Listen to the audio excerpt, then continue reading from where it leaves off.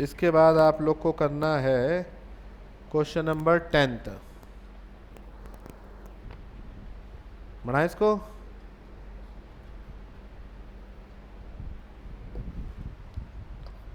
Question number 10th। 16 ग्राम SOX gas है ये, इसका वॉल्यूम दिया है। गैस का वॉल्यूम दिया होता है 5.6 लीटर एट STP, मतलब जानते हैं आप लोग standard temperature and pressure. NTP STP लगभग बराबर होता है, एग्जैक्टली बराबर नहीं होता। NTP पे प्रेशर कितना होता है 1 एटमॉस्फेयर, और STP पे स्टैंडर्ड प्रेशर कितना 1 बार। थोड़ा सा डिफरेंस है, बाकी लगभग सेम है। ठीक है, ये वॉल्यूम दिया है STP पर। आइडियल गैस है, वैल्यू x की निकालनी है, x की वैल्यू निकालनी है। अगर इसका ग्राम मॉलिक्यूलर वेट आ जाए तो x निकल आएगा। देखिए ग्राम मॉलिक्यूलर वेट SOX का कैसे लिखेंगे बताइए। ग्राम मॉलिक्यूलर वेट, सल्फर कितना होता है 32 ग्राम, धीरे धीरे याद हो जाएंगे आपको। ग्राम एटॉमिक वेट 32 ग्राम होता है सल्फर का। ऑक्सीजन कितने ग्राम होता है 16 ग्राम, 16 ग्राम होता है, और इनटू x। ये अननोन देखिए x है, ये निकालना है हम लोगों को। ठीक है, एटॉमिक वेट को गुणा करते हैं, जितने एटम होते हैं, x एटम है तो x इंटू 16, एक एटम है तो 1 इंटू 32। ठीक है, अच्छा अब ये अगर पता चल जाए, ये हम लोग को पता हो तो ये निकाल लेंगे, x निकल आएगा। अब ग्राम मॉलिक्यूलर वेट कैसे निकलेगा। गैस का वॉल्यूम पता है NTP या STP पर, तो क्या पता चल गया इसका मतलब, गैस का वॉल्यूम पता है, इससे हमका क्या पता चल गया मोल। जहां गैस का वॉल्यूम NTP STP पता है, इसका इट मीन्स हम लोग को क्या गिवन है मोल्स। मोल्स पता है, वेट पता है, चाहिए क्या है। ऐसे समझ में आता है कौन सा फार्मूला लगाया जाए, और ये तब जब याद होंगे फार्मूले तब रिलेट कर पाएंगे, जब याद ही नहीं होगा तो क्या सोच पाएंगे कौन सा फार्मूला लगाना है। इतनी से है, फिजिकल बहुत आसान होती है। दो बातें ध्यान रखनी है, जो फार्मूले बताएं उसको ध्यान से याद करना, एक एक पॉइंट कैसे कैसे क्या है, उसकी आगे टर्म कंडीशन जो लिखी होती है NTP STP पूरा याद कर लेना है लिख लिख के, और कैलकुलेशन आना चाहिए, आ जाएगा। क्या है, बहुत आसान होता है, वो कंसेप्ट थोड़ा होता है। सबसे ज़्यादा कंसेप्ट तो इनऑर्गेनिक में होता है। लोग कहते हैं इनऑर्गेनिक रटने वाला है, सबसे ज़्यादा कंसेप्ट इनऑर्गेनिक में है, और इनऑर्गेनिक जिसको अच्छी आती है उसी की ऑर्गेनिक अच्छी हो जाती है। नहीं बताएंगे, अभी देखते जाइए ऑर्गेनिक अच्छी हो कैसे, जब इनऑर्गेनिक अच्छी होगी, केमिकल बॉन्डिंग अच्छा होगा, पीरियोडिक प्रॉपर्टीज़ आती ही होगी, नहीं तब।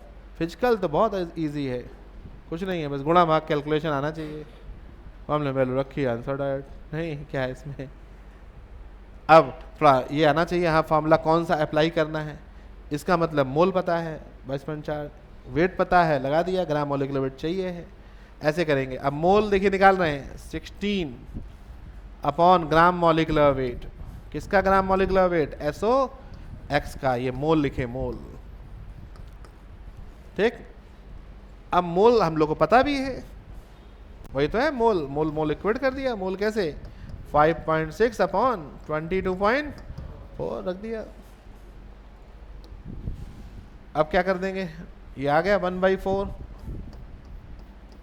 और ये 16 upon gram molecular wait SOX का मल्टीप्लाई करेगा, कितना आ गया 64 ग्राम मॉलिक्यूलर वेट SOX का, और हम लोग ने कितना लिखा है 32 प्लस 16x बराबर 64, एक ही अननोन x, कितना 16x इज इक्वल टू 32, उधर ले जाएंगे माइनस में हो जाएगा, जान रहे होंगे इतनी मैथमेटिक्स। 32 उधर जाएगा माइनस में हो जाएगा, इक्वेशन x की वैल्यू 2 बट 32 अपॉन 16 2, ये सब मैथमेटिक्स ऐसे आंसर आ गया। गैस कौन सी आई SO2, ऐसे है लिख लीजिए। कहीं कोई कन्फ्यूज़न तो पूछिए तुरंत, कोई पॉइंट इसमें ना आ रहा हो आप लोग को।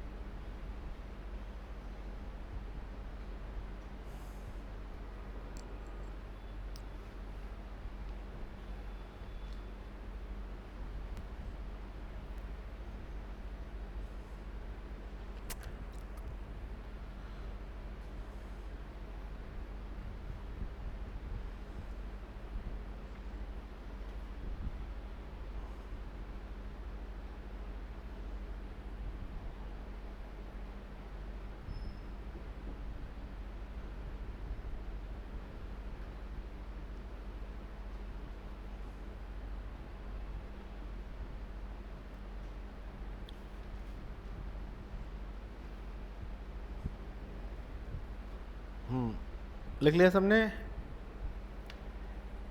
तो ये हो गया भाई हम लोग का क्वेश्चन नंबर 10 हो गया। 11 ट्राई करिए, 11 हो जाना चाहिए। वैसे इन्होंने फर्स्ट क्लास सेकंड क्लास पढ़ी है, सेकंड क्लास उसमें पढ़ाया था ये mole of atom in molecule. लगाइए formula mole of atom in molecule.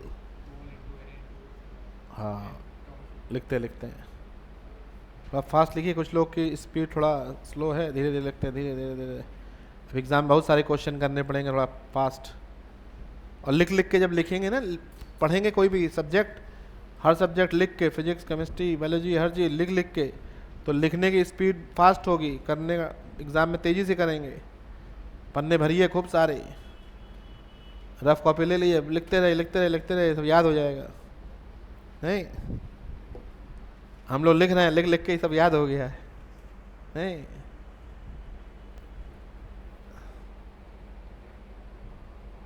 Question number 11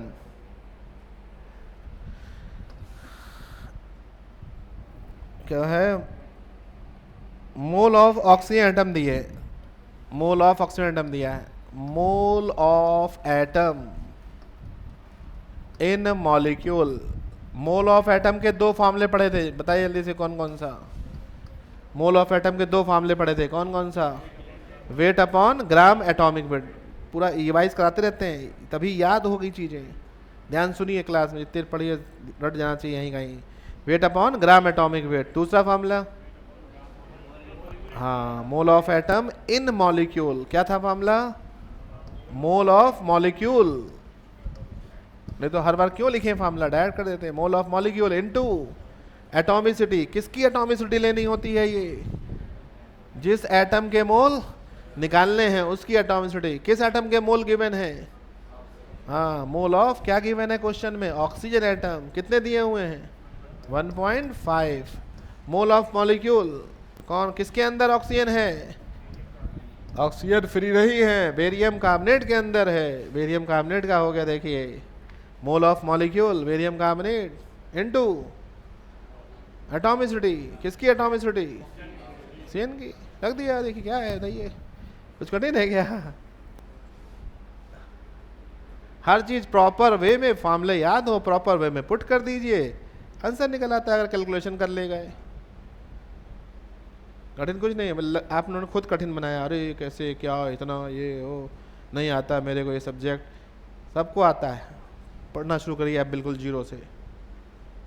ये सोचेंगे सही तो आएगा, नेगेटिव सोचेंगे तो नहीं आने वाला। उसके लिए एफर्ट करना पड़ेंगे, ये नहीं खाली सोचते रहे यहाँ आ गया मेरे को बहुत आ गया, अब बढ़ ही नहीं रहे कुछ नहीं।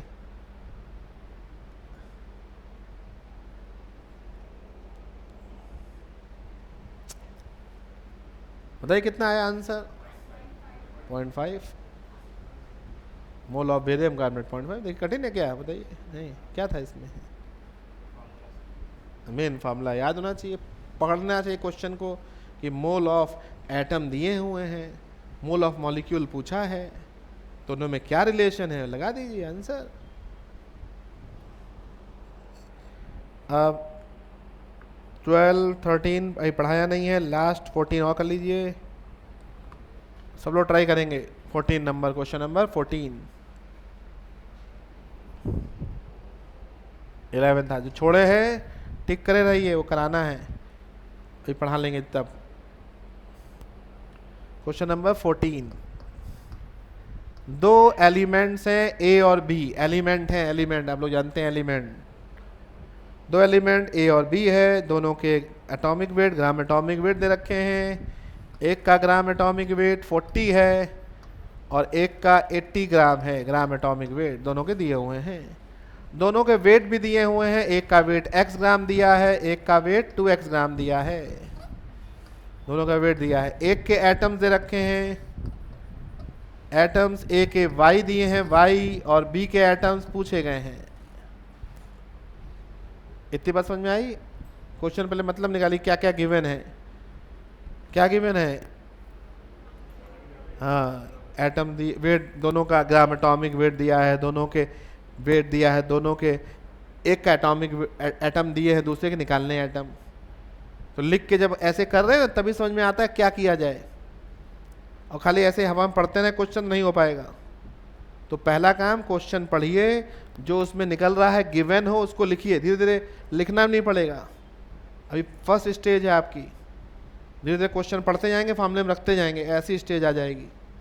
और कई तो न्यूमेरिकल ऐसे ही, अभी जो क्वेश्चन नंबर आपने 6 किया था पूरा लिख के बोर्ड भर के, पूरा बोर्ड भर गया था।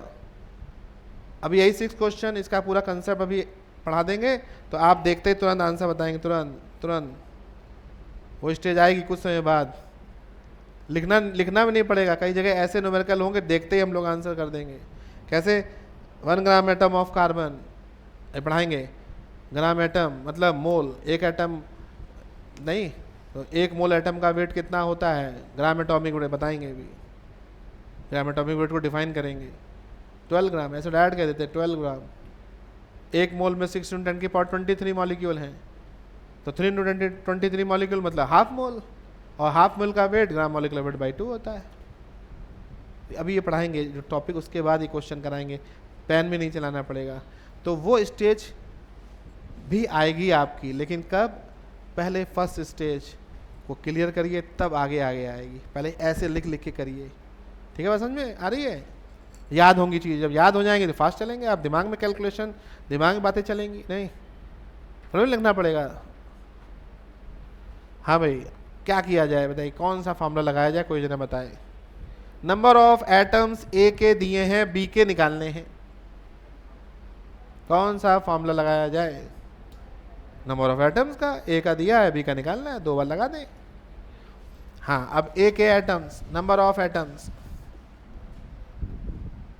नंबर ऑफ एटम्स ए के क्या होगा? मोल, ए के mole into Na into atomicity, element की एटॉमिसिटी कितनी? 1। कोई एलिमेंट हो उसकी एटॉमिसिटी 1, ठीक है? मॉलिक्यूल ऑफ एलिमेंट हो तो जो जितनी एटॉमिसिटी है रख देंगे, एलिमेंट है, पढ़ा है आपने? एलिमेंट, मॉलिक्यूल ऑफ एलिमेंट अंतर है, हाँ बताया था। एटम्स y दिए हैं, मोल कैसे निकलेंगे एक, ये बताइए? Weight upon gram atomic wait, सब आसान है, कठिन कुछ नहीं है। ये यही लगा दीजिए फॉर्मूला बी पे भी इसी तरह से।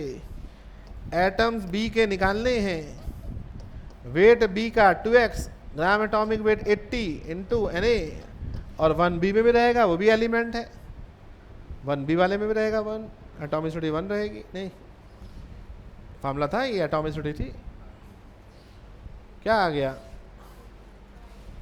ये कट गया, देखिए नहीं, मतलब x/40 हो गया ये, और 1 और 2 को डिवाइड कर दीजिए इक्वेशन 1 2 को, क्या आ जाएगा? एटम्स बी के कितने आ जाएंगे? y। कैसे y आ जाएगा?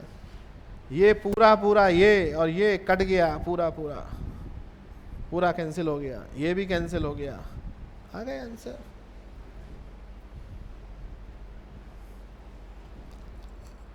और ये भी क्वेश्चन बगैर पेन चलाए भी होगा आगे, जिनका सिलेक्शन होता है वो ऐसे करते हैं क्वेश्चन, बगैर पेन चलाए भी होने लगेंगे। कैसे?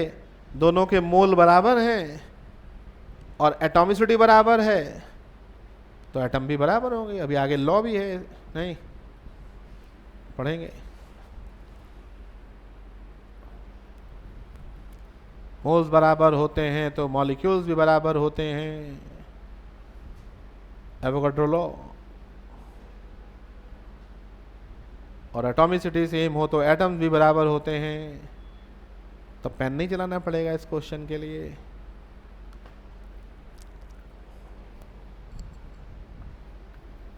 तो इतना था, अब आगे पढ़ाया जाए फिर कुछ।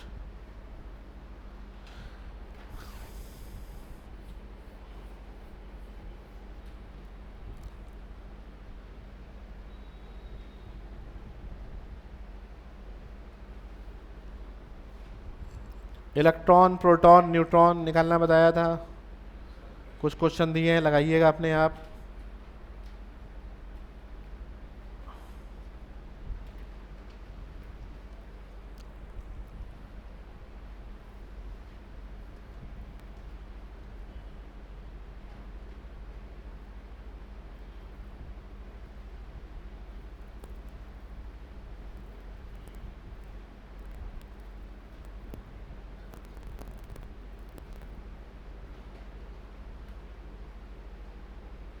कुछ टाइम आप लोग को देंगे क्वेश्चंस के लिए।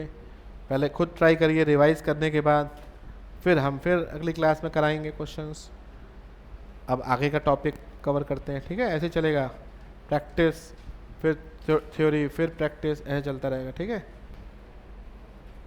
बढ़ा इसको।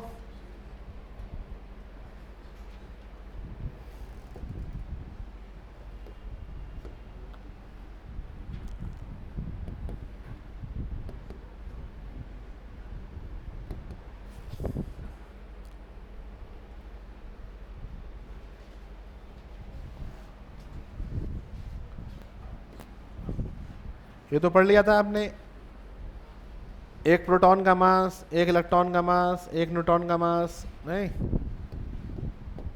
आता है। ये सब जरूरत पड़ती है आगे इसी चैप्टर में।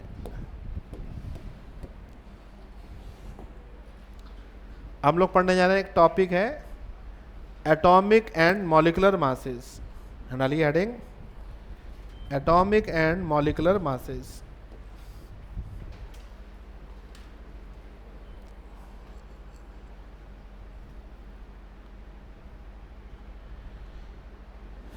Atomic and molecular masses.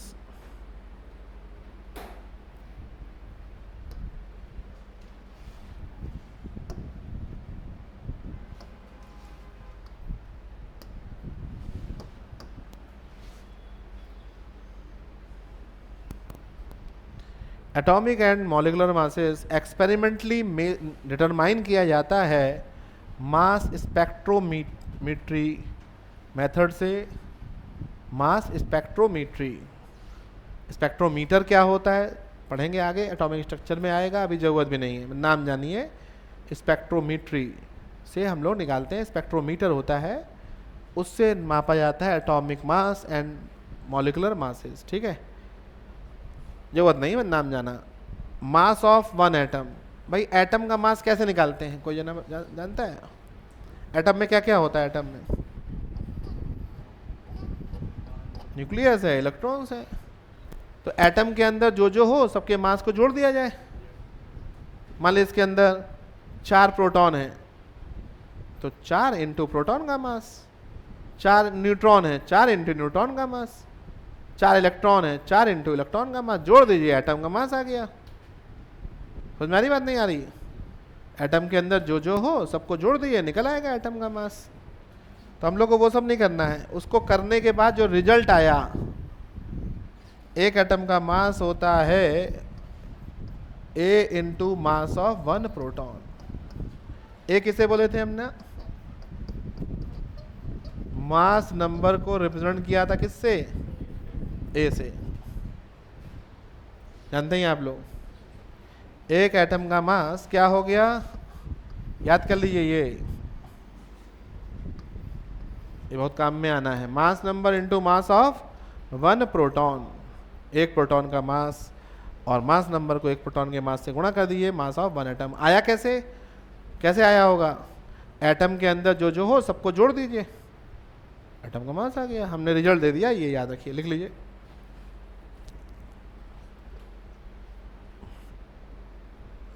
एक एटम का मास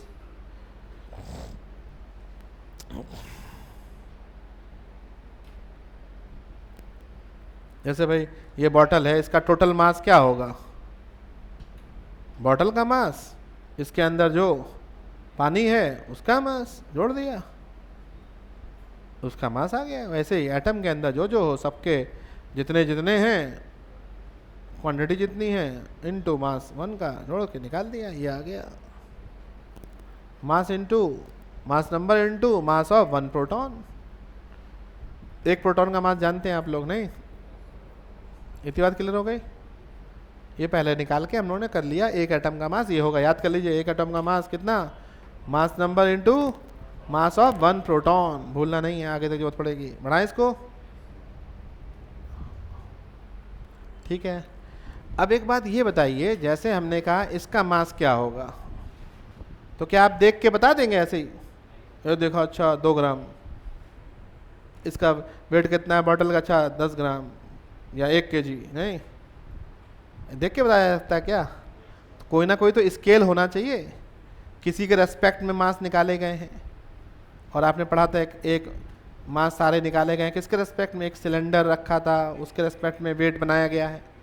अभी एटॉमिक मास की बात नहीं कर रहे हैं, इसका पेन का मास निकालना है। नहीं तो फ्रांस में एक सिलेंडर रखा हुआ है, प्लेटिनम इरिडियम का बना हुआ है, उससे सारे एक स्टैंडर्ड बना लिया गया है मास कि 1 kg 2 kg इस तरह से उसके साथ रख के नाप लिया गया है। नहीं, ऐसे, ठीक है। जैसे 1 kg आलू लेना है तो क्या ऐसे ही आलू उठा के देख के बता देंगे 1 kg? नहीं, तो बांट रखते हैं उसमें। नहीं, एक तरफ दूसरी तरफ, तो वो बांट बना है, किससे बना है भाई? प्लेटिनम इरिडियम का सिलेंडर है, उससे निकाला गया है मासेस, उसके रेस्पेक्ट में सब निकाला गया है। ठीक है, इतनी बात क्लियर हो रही है? अब जो एलिमेंट है, एलिमेंट का जो एटॉमिक मास है, जितने भी एलिमेंट हैं सबके एटॉमिक मास के लिए एक रेफरेंस एलिमेंट चाहिए। आजकल चल रहा है कार्बन 12। जितने भी एलिमेंट हैं सबके एटॉमिक मास निकाले गए हैं, किसके रेस्पेक्ट में? ये स्टैंडर्ड है, स्टैंडर्ड ये हम लोगों ने लिया हुआ है, कार्बन 12। शुरुआत में जितने भी एलिमेंट हैं सबके एटॉमिक मास निकाले गए थे, किसके रेस्पेक्ट में? हाइड्रोजन कितना होता है मास नंबर 1, हाइड्रोजन 1, इसके रेस्पेक्ट में निकाला गया था initially. At present atomic masses are based on C12। ठीक है, सबके एटॉमिक मास C12 के बेसिस पे रखे गए हैं, ये इसको स्टैंडर्ड रखा गया है, पहले ये था। ठीक, कैसे वो पढ़ने जा रहे हैं हम लोग? क्या पढ़ने जा रहे हैं? रिलेटिव एटॉमिक मास। ठीक है, रिलेटिव एटॉमिक मास, जितने भी एलिमेंट हैं सबके रिलेटिव एटॉमिक मास निकाले गए हैं, किसके रेस्पेक्ट में? कार्बन 12। आंसर आएगा तो क्या कहेंगे? कार्बन 12। और इनिशियली पूछ ले तो हाइड्रोजन 1 के रेस्पेक्ट में इनिशियली रखा गया था।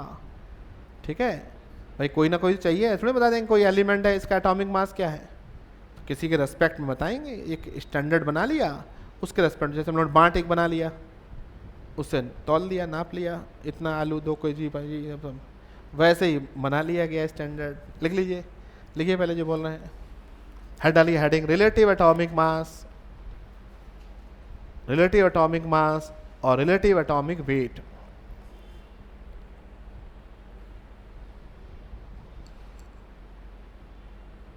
रिलेटिव एटॉमिक मास और रिलेटिव एटॉमिक वेट, वो वेट।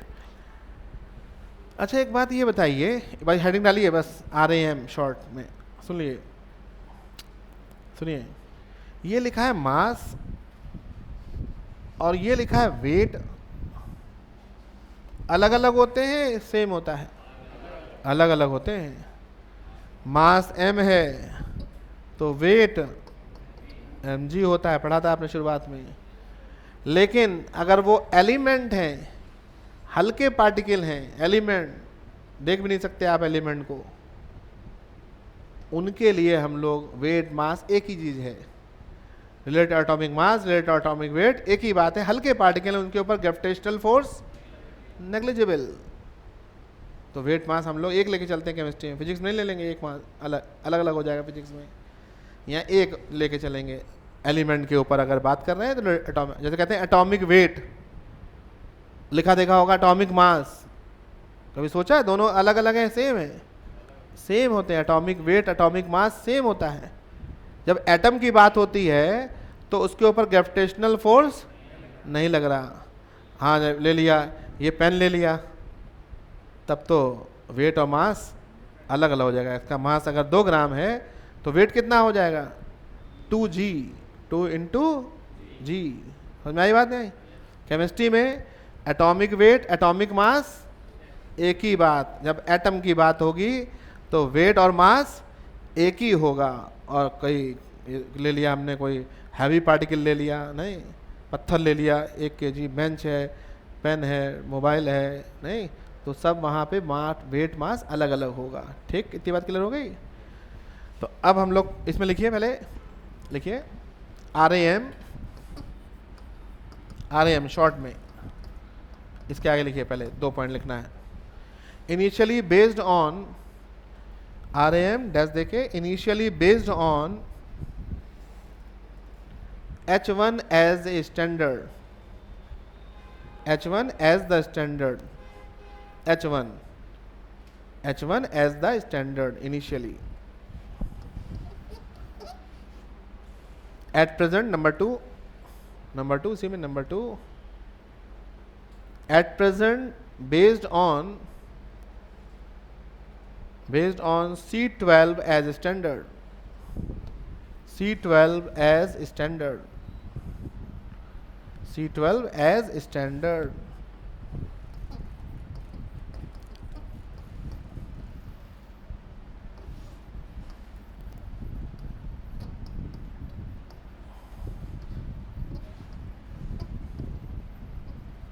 अब देखिए इसका एक फार्मूला आप लोग ने पढ़ा होगा, ठीक है, RAM का फार्मूला क्या है, इसको समझाते हैं फार्मूले को। ऊपर लिखा होता है मास of 1 atom of an element, किसी भी एलिमेंट के एक एटम का मास ऊपर ले लिया, पता नहीं जो भी एलिमेंट, कोई भी एलिमेंट है उसके एक एटम का मास, एक एटम का, जान रहे हैं आप लोग, एक पेन, एक एटम का मास, एक एटम, 2 एटम का नहीं, 10 एटम का नहीं, कितने एटम का? एक एटम का, एक single atom, mass of 1 atom of an element, फिर 1/12 into mass of 1 atom of C12। सुन लीजिए, 1/12 क्यों किया है? क्योंकि कार्बन 12 के रेस्पेक्ट में निकाल रहे हैं। अगर स्टैंडर्ड कह दिया जाए, कभी कोई ऐसे क्वेश्चन भी मिलेंगे, PYQ का है साथ रखिए, जो पढ़ाएं टॉपिक लगा लीजिए, क्वेश्चन मिलेगा। अगर C14 कर दिया जाए तो यहाँ क्या हो जाएगा? 1/14 बदल जाएगा फार्मूला। समझ बात? यहाँ इसी के हिसाब से अगर C13 स्टैंडर्ड होता तो यहाँ 13 होता। ऐसे क्वेश्चन भी मिल जाएंगे आपको। तो ये आ गया भाई 1/12 into mass of 1 atom of C12, carbon 12 fix है, ये यही है रेफरेंस स्टैंड, यही है स्टैंडर्ड हम लोगों ने फिक्स किया है, किसको? कार्बन 12 के बेसिस पे रखा गया है नीचे इसके रेस्पेक्ट में। ठीक है, ये तो अभी सब कट जाएगा, देखिए क्या आ रहा है। हाँ है, चेंज क्यों किया गया? हाँ भाई अच्छा क्वेश्चन है, चेंज क्यों किया गया? अब बताएंगे, सोच के बताएंगे, ठीक है, चेंज क्यों किया गया बताएंगे, इसका भी रीज़न होगा, हर चीज़ साइंस है तो रीज़न है भाई, नहीं बताएंगे दिमाग में आएगा बताएंगे, ठीक। अब देखिए आगे, हाँ अब इसकी वैल्यू हम लोग क्या रखेंगे बताइए, ऊपर 1 एटम ऑफ एन एलिमेंट, ये पढ़ा, एक एटम का मास क्या होता है? Mass number into mass of 1 proton, mass of 1 proton, बिल्कुल सही। अब नीचे क्या करें बताइए जल्दी से, 1/12 तो फिक्स है, into mass of 1 atom of C12, कैसे आएगा? कार्बन का मास नंबर कितना? 12 into mass number into mass of one proton, one proton, mass of one proton, mass of one proton. ये ऐसे बताइए क्या आया, सॉल्व करके क्या आया, आर एम की वैल्यू क्या आ गई, जल्दी बताइए जल्दी, इतना टाइम लगेगा कैलकुलेशन में। ए कट गया, 12 12 कट गया, ये कट गया, ए आ गया, ये रिजल्ट आया, ये याद रखना है। आर एम किसके बराबर, मास नंबर के बराबर, लिख लीजिए, आर एम मास नंबर के बराबर।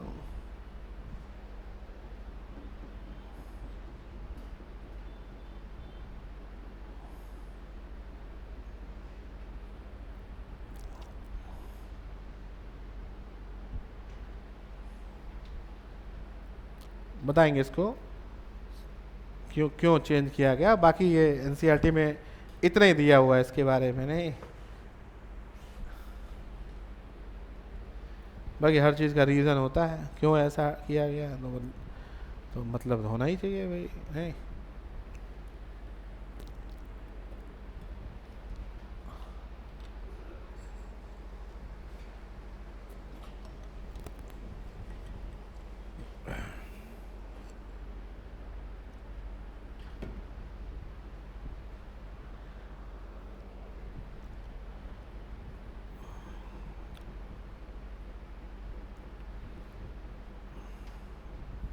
हमको लगता है जो आसानी से चीज़ मिल जा रही है हम लोग को, नहीं, जैसे CO2 हम लोग को मिल रही है एटमॉस्फेयर में, लग रहा है ऐसा, अभी 100% नहीं बता रहे, हमको जो लग रहा है, जो कॉमन सेंस की बात है उसके बेसिस पे कह सकते हैं, हमको जो लग रहा है, अभी फाइनल आंसर नहीं दे रहे हैं आपको। CO2 मिल रही है एटमॉस्फेयर में, कार्बन को निकालना, एक्सट्रैक्ट करना आसान है?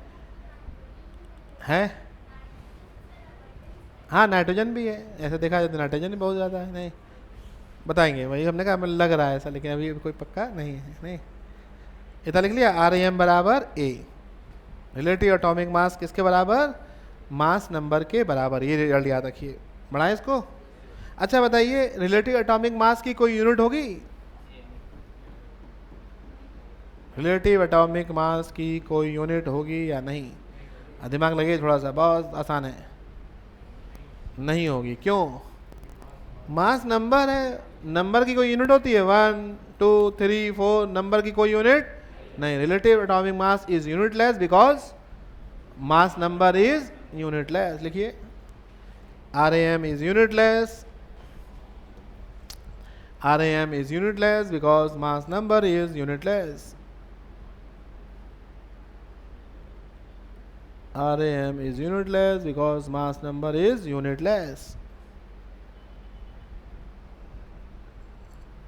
RM is unitless because mass number is unitless. अब आगे देखिए, जाना है ना मास नंबर, ये कौन है इसमें मास नंबर है, 16, ऑक्सीजन का मास नंबर है, इसकी यूनिट नहीं होती। 8 क्या है, एटॉमिक नंबर, नंबर की कोई यूनिट नहीं होती।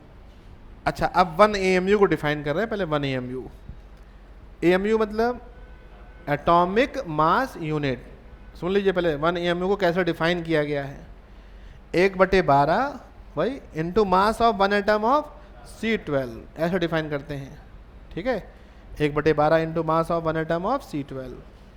अच्छा इसकी वैल्यू रखना, देखिए 1/12 इंटू 12 इंटू क्या करेंगे बताइए, मास ऑफ 1 प्रोटॉन, वो फॉर्मूला मत भूलिए, एक एटम का मास क्या होता है हमेशा, एक एटम का mass number into mass of 1 proton, बहुत काम का है ये। देखिए 12 12 कैंसिल हो गया, तो मिटी गया, 12 12 कैंसिल, कितना आ गया, मास ऑफ 1 प्रोटॉन। अब बताइए एक प्रोटॉन का मास आपने पढ़ा था कितना था, 6 6 10 की पावर -24 ग्राम, और अवोगाड्रो नंबर के टर्म में 1/Na ग्राम, किसकी वैल्यू आ गई, 1 AMU, लिख लीजिए, लिख दे रहे हैं, 1 AMU बराबर आ गया मास ऑफ 1 प्रोटॉन। ये रिजल्ट याद होना चाहिए, बहुत काम आएगा फिजिकल में। एक एएमयू पूछा जाए और डिफाइन ऐसे करते हैं, एएमयू को डिफाइन ये किया गया है। कहा जाए 1 एएमयू क्या होता है तो कहेंगे सीधे A1/12 into mass of 1 atom of C12। ऐसे 1 एएमयू को डिफाइन किया गया है।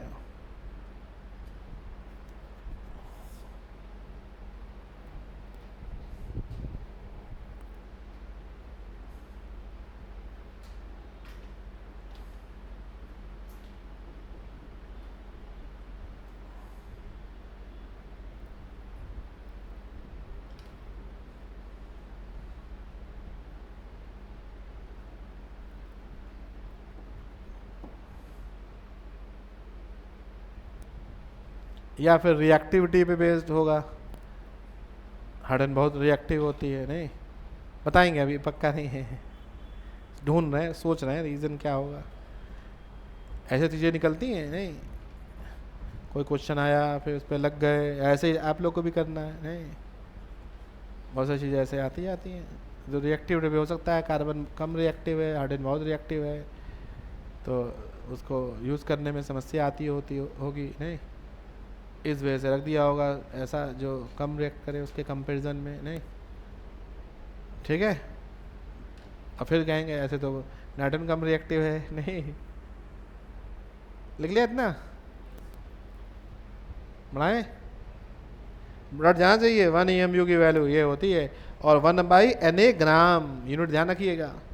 1 AMU mass of 1 proton 1.6 × 10⁻24 gram 1/Na ग्राम। अब देखिए इसकी जरूरत पड़नी अगले पॉइंट में, एटॉमिक मास एटॉमिक वेट। डालिए एटॉमिक मास एटॉमिक वेट। अब समझ रहे होंगे atomic mass atomic weight same है अलग अलग है? सेम है। Atomic weight atomic mass same है। एटम की बात हो रही है, एटम मतलब एटॉमिक। मास और वेट अलग अलग होता है, लेकिन यहाँ पे सेम है। Atomic mass, mass of 1 atom, mass of 1 atom, simple. Atomic mass क्या होता है? एक एटम के मास को, सिंगल एटम इसके मास को एटॉमिक मास कह देंगे। सिंगल एटम मान लीजिए एक एटम है, जो उसका मास होगा एटॉमिक मास, बस इतना ही है। एक एटम के मास को एटॉमिक मास। एक एटम का मास अभी आपने पढ़ा है, बताइए मास ऑफ 1 एटम, बताइए formula main, A into mass of 1 proton. और इसको 1 प्रोटॉन को हटाना हो तो AAMU। और एक एटम के मास को क्या कहते हैं? Atomic weight atomic mass. आ गया AAMU।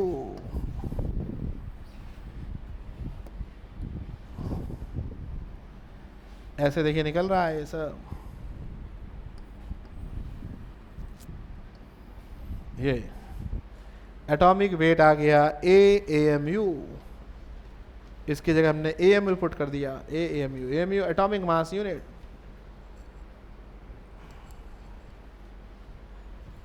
ऐसे डिफाइन करते हैं एटॉमिक वेट को।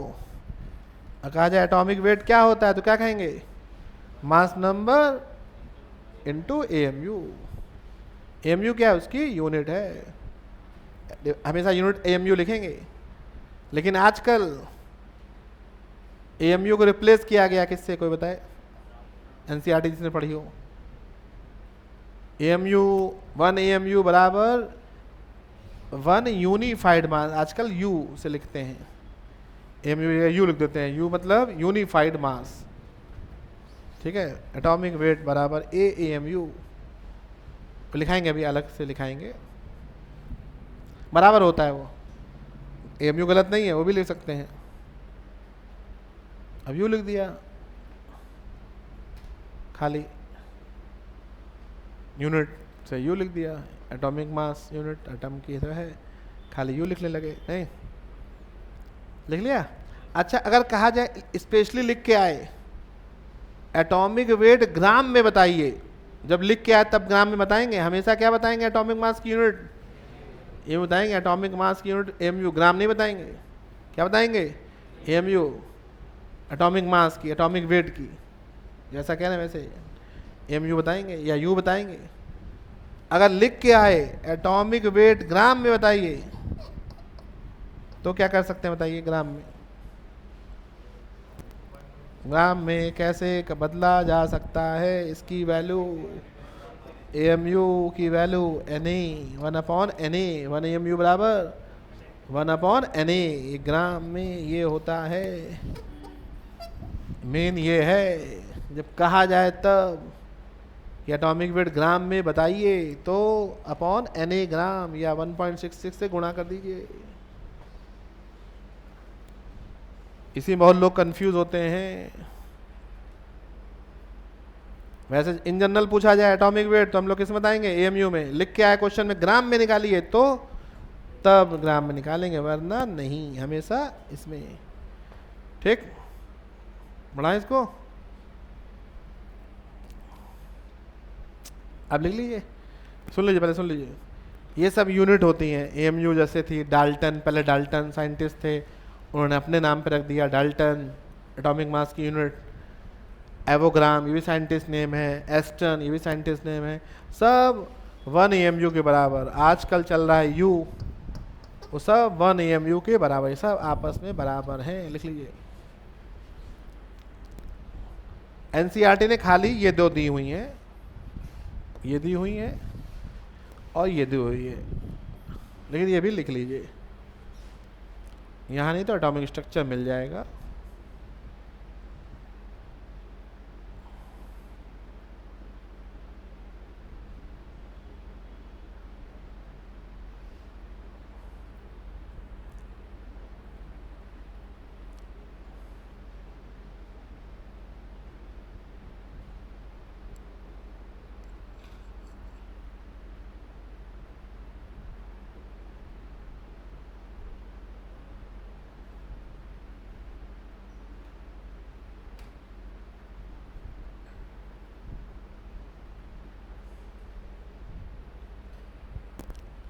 आजकल एएमयू को रिप्लेस कर दिया गया है यूनिफाइड मास से। यू को बोलते हैं यूनिफाइड मास।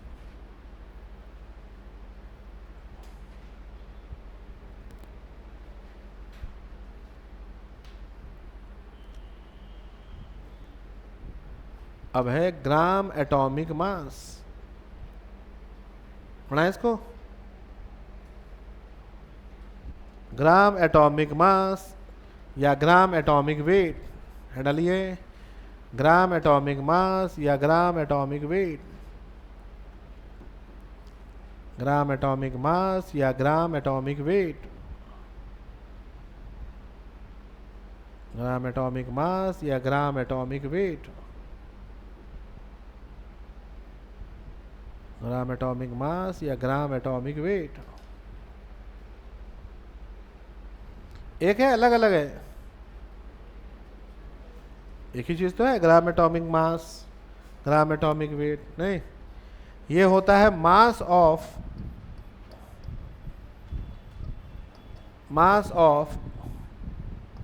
Na एटम्स या मास ऑफ 1 मोल एटम्स। समझ में आ रही बात? एटॉमिक वेट क्या था? सुनिए, फिर छोड़िए इसको, पहले ऐसे बताइए एटॉमिक वेट क्या होता था? एक एटम का मास, एक एटम। सुन लीजिए पहले, यही तो नहीं आता है, छोटी क्लास के पॉइंट्स हैं, ये सब आना चाहिए, पहले से बताना चाहिए आप लोगों को, 9 में पढ़ाया जाता है सब। एक एटम के मास को क्या कहते हैं?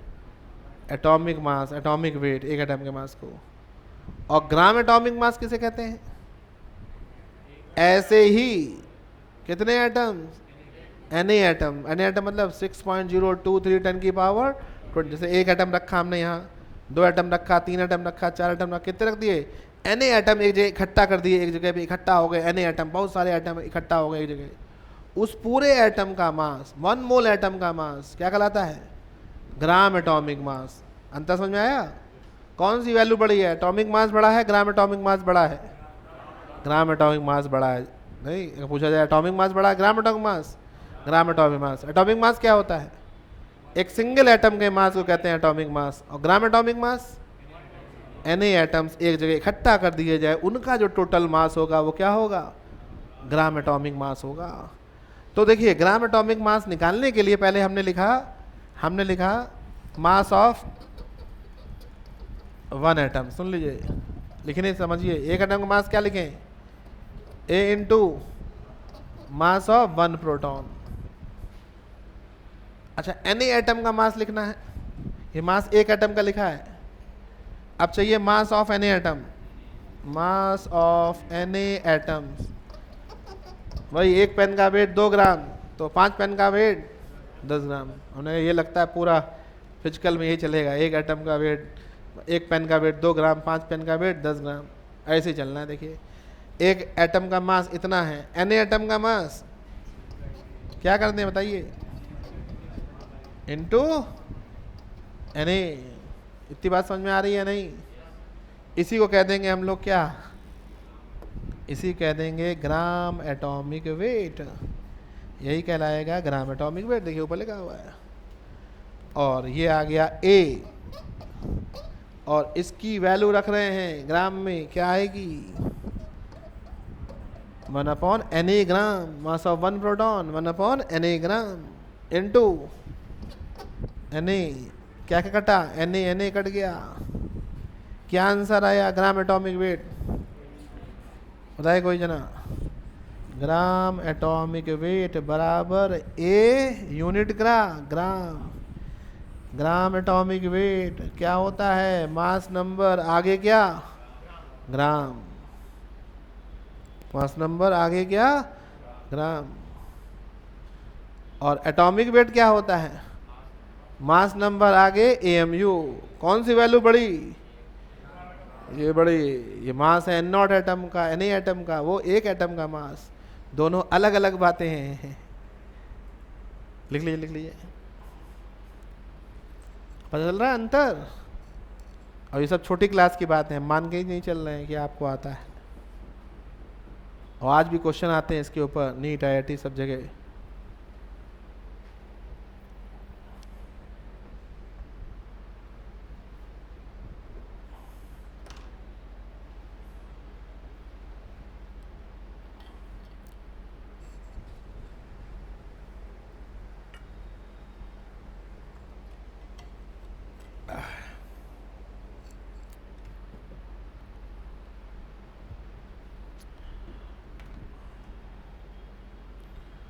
मतलब याद हो जाना चाहिए, क्लास में ऐसे पढ़ाई करनी है आपको, हम ऐसे ही कराएंगे, बस इन्वॉल्व होना है, क्वेश्चन दें खट से करिए।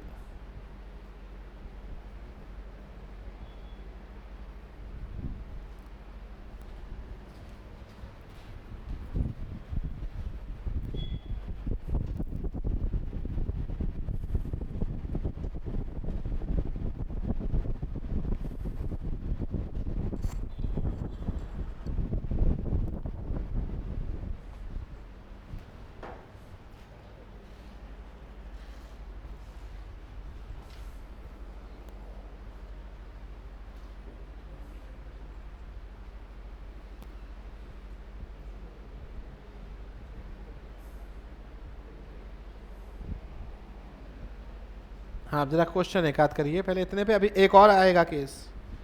अभी पढ़ा आपने कौन कौन सा, एक एटम, वो आपने पढ़ा रिलेटिव एटॉमिक मास पढ़ा, सुन लीजिए क्या क्या पढ़ा, RAM रिलेटिव एटॉमिक मास पढ़ा, दूसरा क्या पढ़ा, एटॉमिक वेट पढ़ा, तीसरा क्या पढ़ा, ग्राम एटॉमिक वेट पढ़ा। अभी एक और पढ़ेंगे एवरेज एटॉमिक वेट, ये पढ़ेंगे एवरेज। सुन लीजिए क्या रिजल्ट आया, रिलेटिव एटॉमिक मास क्या होता है, A। कोई यूनिट होगी या नहीं, कोई यूनिट नहीं होगी, रिजल्ट। ये एटॉमिक वेट क्या होगा, AMU, ऐसे कहेंगे, ग्राम में नहीं बताएंगे, AMU बताएंगे। हाँ, ग्राम एटॉमिक वेट क्या होगा, A ग्राम। और ये अभी पढ़ना है हम लोग को, ठीक। अब ये क्वेश्चन सॉल्व करिए जरा जल्दी से।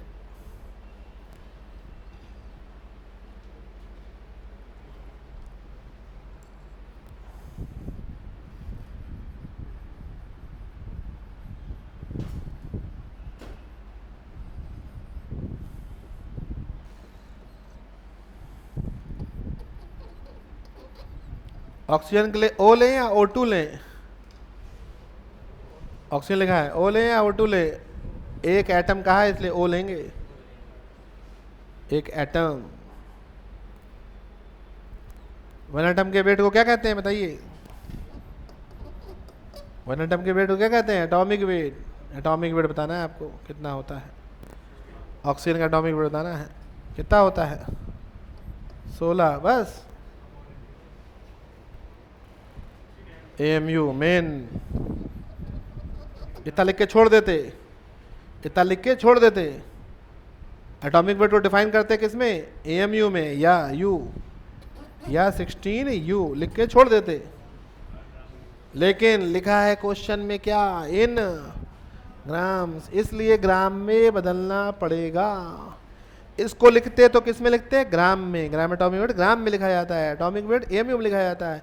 और अगर कहा जाए ग्राम में इसको तो करेंगे ग्राम में। कितना होगा ग्राम में? हाँ कितना? 1/NE ग्राम। या ऐसे भी कह सकते हैं 16 इंटू 1.66 10 की पावर -24 ग्राम। Na के टर्म में पूछा जाए तो 16/Na ग्राम, या वैल्यू रख दी Na की, ये 1/Na की वैल्यू रख दी है। हो रहा है याद? नहीं, ऐसे है ये टॉपिक।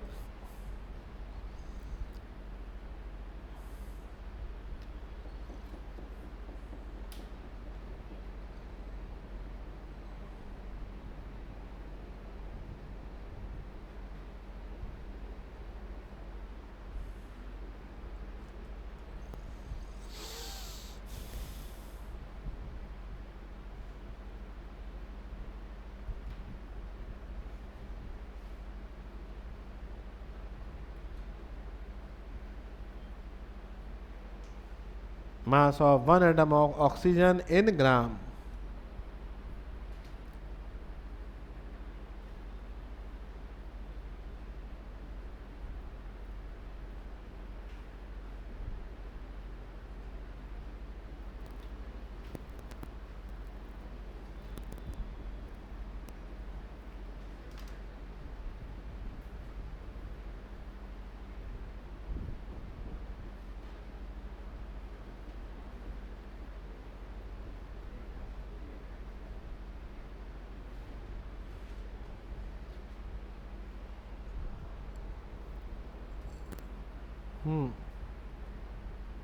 बढ़ा इसको, लिख लिया।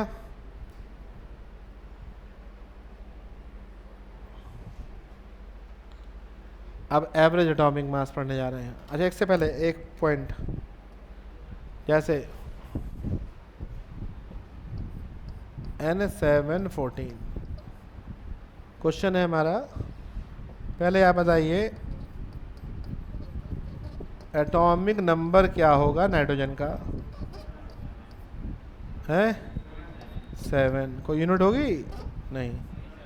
अच्छा, मास नंबर क्या होगा? है 14। कोई यूनिट होगी? नहीं। फिर बताइए RAM क्या होगा? रिलेटिव एटॉमिक मास क्या होगा? मास नंबर के बराबर। याद रखिए RAM क्या होता है? Relative atomic mass, mass number के बराबर। कोई यूनिट होगी? No unit. फिर बताइए एटॉमिक वेट क्या होगा? 14 AMU।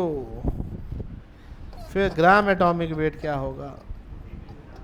14 ग्राम। ये है।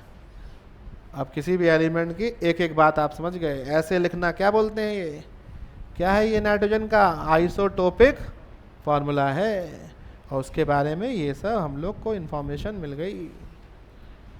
इतना सीखा भी आपने, लिख डालिए एक एग्जाम्पल, ये सीखा। अब कभी गलत नहीं होना चाहिए ये आपसे। अब एवरेज की बात करेंगे।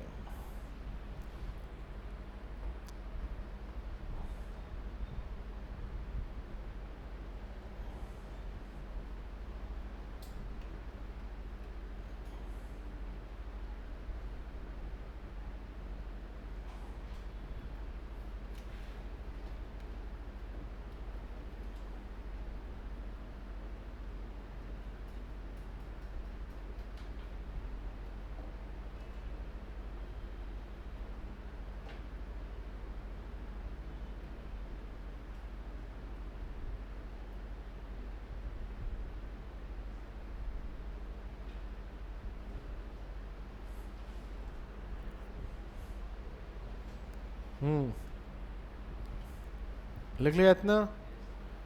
अब देखिए आगे। अच्छा देखिए, क्लोरीन है, ठीक है, 17 है, ये 35 है, ठीक है। एक second.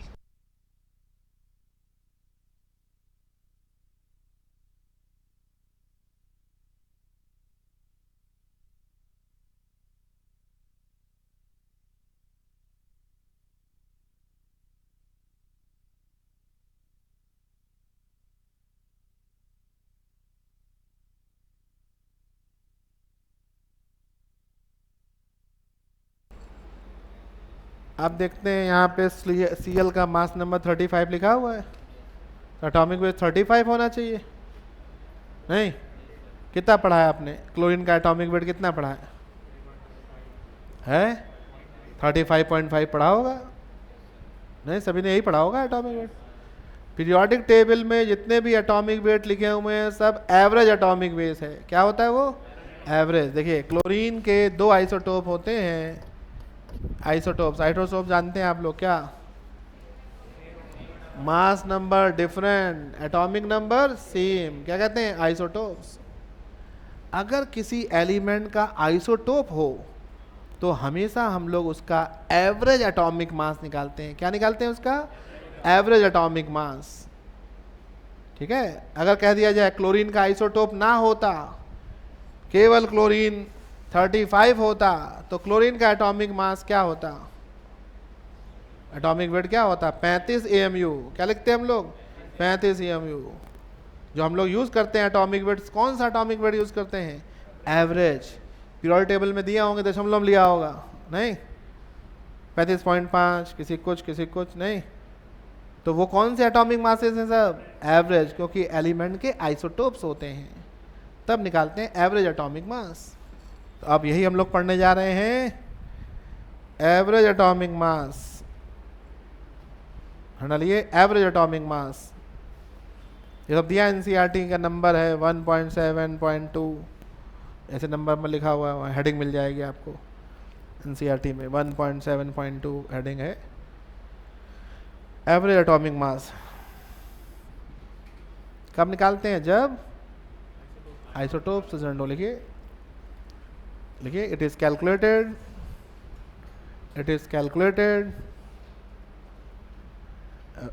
when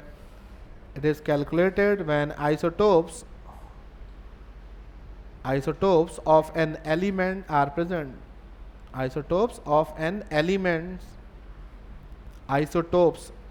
It is calculated when isotopes of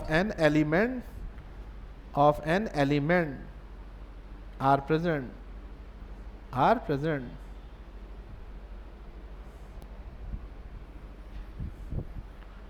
फिर लिख लीजिए नोट करके, इन पीरियोडिक टेबल, शॉर्ट में PT, in periodic table average atomic masses are given. Average atomic masses are given.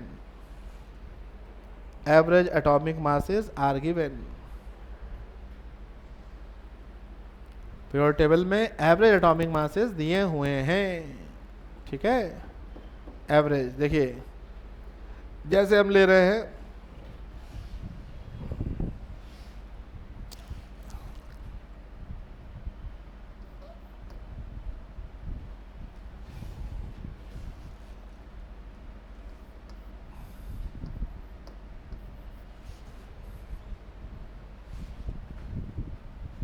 A1 ले लिया, एलिमेंट X है,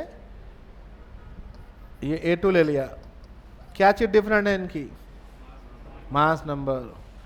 आइसोटोप्स के लिए क्या होता है?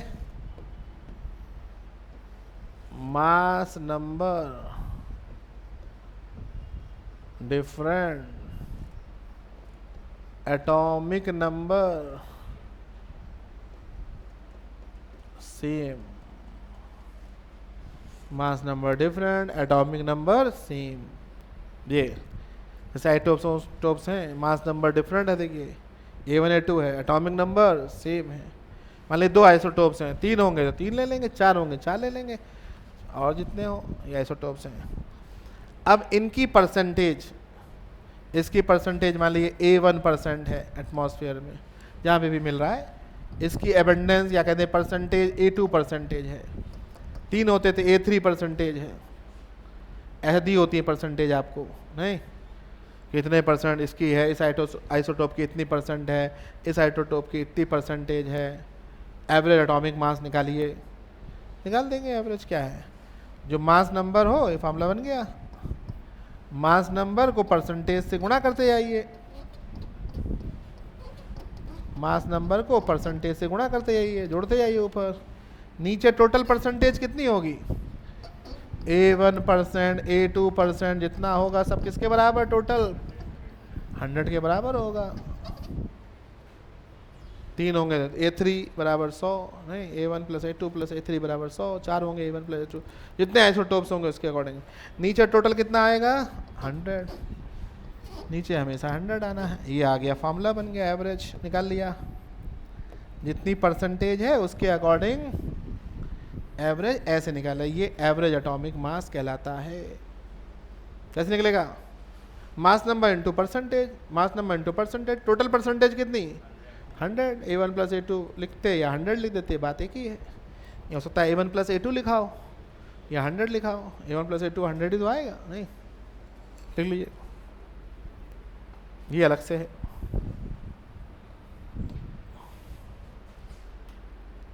ऐसे लगा देते हैं फॉर्मूला, परसेंटेज दी होती है, जो मास नंबर होता है उसको गुणा करते लिखते हैं, नीचे 100 भाग कर देते हैं, एवरेज आ जाता है।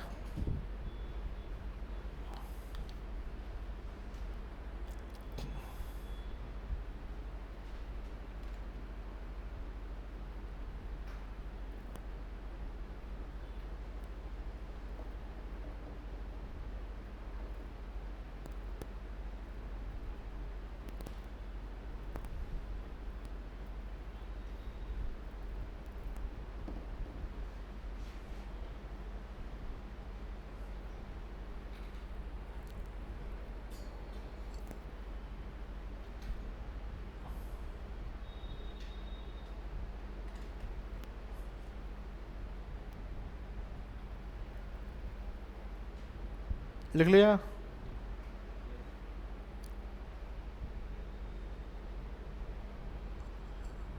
एक क्वेश्चन दिया हुआ है इसके ऊपर,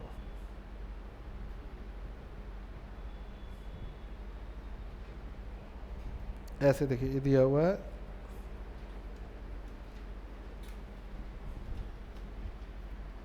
और लिख लिख के पढ़िए भाई हर सब्जेक्ट, उससे स्पीड भी बढ़ेगी आपकी और चीज़ें याद होंगी।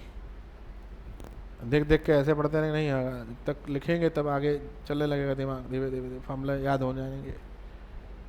बनाए इसको, ये दिया हुआ आइसोटोप्स दिया हुए हैं, उनकी परसेंटेज दे रखी है और उनके एटॉमिक मासेस दिए हुए हैं। नहीं, हम लोग को निकालना है, क्या निकालना है, एवरेज एटॉमिक मास निकालना है, एवरेज एटॉमिक वेट निकालना है। कैसे निकालेंगे, 12 जो दिया हुए रखेंगे, हाँ 12 वाले कितनी दे रखी है 98.892 प्लस 13, एनसीईआरटी में दिया, लंबा चौड़ा कैलकुलेशन है, इंटू 1.108 प्लस 14.00317 इंटू कितना 2 × 10⁻⁻10 अपॉन क्या करें बताइए, अपॉन 100। अब इसको सॉल्व करना है, इसका तरीका आना चाहिए, बताइए कैसे आसान होगा। क्या इसमें अप्रॉक्सीमेशन क्या लिया जाए, कोई बताए क्या अप्रॉक्सीमेशन लिया जाए, सही बताइए। अच्छा ये बताइए, जैसा लिखा है 1 लिखा है, इसमें 10⁻⁻8 जोड़ना है, इतना आया कहीं पे क्वेश्चन सॉल्व हुआ, x बराबर 1 + 10⁻⁻8, तो क्या इसका आंसर आएगा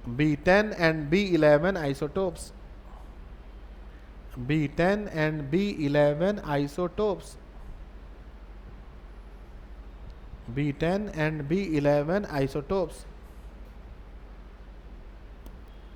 फिर calculate the percentage of B10 in natural boron. Calculate the percentage of natural boron. Calculate the percentage of B10 in natural boron. B10 in natural boron. Average atomic weight दिया हुआ है, average atomic weight 10.81 average दिया, ये average के लिए उल्टा पूछा गया है, एवरेज दी है, क्या करेंगे? एवरेज कैसे लिखा जाता है? Mass number into percentage, abundance percentage. 10x हो गया, बताइए कोई जना आप क्या लिखें? 11 इंटू 100 माइनस एक्स अपॉन 100, कितना आ जाएगा? ये 100 से उधर ले आए, 10x प्लस 1100 11x। समझ में आ रही मैथमेटिक्स? इसको इधर ले आए ऐसे, हाँ इसको इधर ले आइए, कितना बचेगा? ये 1100 माइनस एक्स 1081, x बराबर 81, x इधर ले आए, ये इधर ले आए। कुछ गलत लिखा है क्या? कुछ गलत लिखा है, कुछ गड़बड़ है? हाँ वही 1100, वही हमने कहा ये कैसे हो गया, 100 कैसे आ गया? ज़्यादा हो जा रहा है, सीधा कैलकुलेशन है ये। 1100 यहाँ बचेगा माइनस एक्स, अब नहीं आ रहा? अच्छा 19 आ रहा, हाँ पहले 100 घटाया था ना, 19 आ जाएगा, 19% आ गया। किसकी परसेंटेज आई ये? B10 की। अगर B11 पूछी जाए, हाँ 100 माइनस एक्स 81%। नहीं, रेशियो पूछा जाए तो रेशियो निकाल देंगे। ऐसे क्वेश्चन, ये आया हुआ क्वेश्चन है। आगे सबको एवरेज ऐसे निकाला जाता है, एवरेज भाई, कठिन कुछ नहीं है, सब आसान है।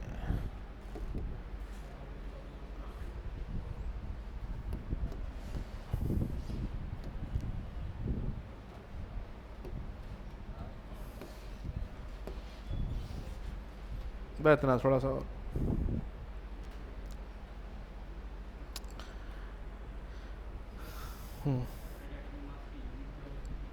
जो हम लोग रखेंगे, अगर एवरेज एटॉमिक मास लेंगे तो उसकी यूनिट क्या होगी? AMU हो जाएगी। अगर एवरेज ग्राम एटॉमिक मास लेंगे तो ग्राम हो जाएगी। एवरेज निकालना, जिसका एवरेज निकालो तुम उसका आंसर, ठीक है? जिसका अगर एवरेज एटॉमिक मास निकालना है तो AMU, एवरेज ग्राम एटॉमिक मास निकालना है तो ग्राम हो जाएगी। हाँ, मॉलिकुलर वेट या मॉलिकुलर मास, जैसे हमने कहा ये मॉलिक्यूल है, सुनिए इधर, मान लीजिए हमने कहा ये कार्बन है, ये ऑक्सीजन है, वाइट वाला ऑक्सीजन है, वाइट वाला ऑक्सीजन है, ब्लैक वाला ये कार्बन है, ठीक है? कार्बन मोनोऑक्साइड हो गया। क्या है ये? C और O लगा है, एक C है और एक O है, तो ये एटम है, मॉलिक्यूल है, क्या हुआ? मॉलिक्यूल है। मॉलिक्यूल ऑफ एलिमेंट है, मॉलिक्यूल ऑफ कंपाउंड है, मॉलिक्यूल ऑफ कंपाउंड है। कोई भी मॉलिक्यूल हो, मॉलिक्यूल के वेट को मॉलिकुलर वेट कहते हैं। एक सिंगल मॉलिक्यूल के वेट को क्या कहते हैं? मॉलिकुलर वेट या मॉलिकुलर मास। क्या होगा? मास ऑफ वन मॉलिक्यूल। जैसे एक एटम के मास को क्या कहते थे? Atomic weight. अब एटम की जगह मॉलिक्यूल हो गया तो क्या कहेंगे? Molecular weight. एक एटम के वेट को कहते थे एटॉमिक वेट, एक मॉलिक्यूल के वेट को क्या कहेंगे? Molecular weight.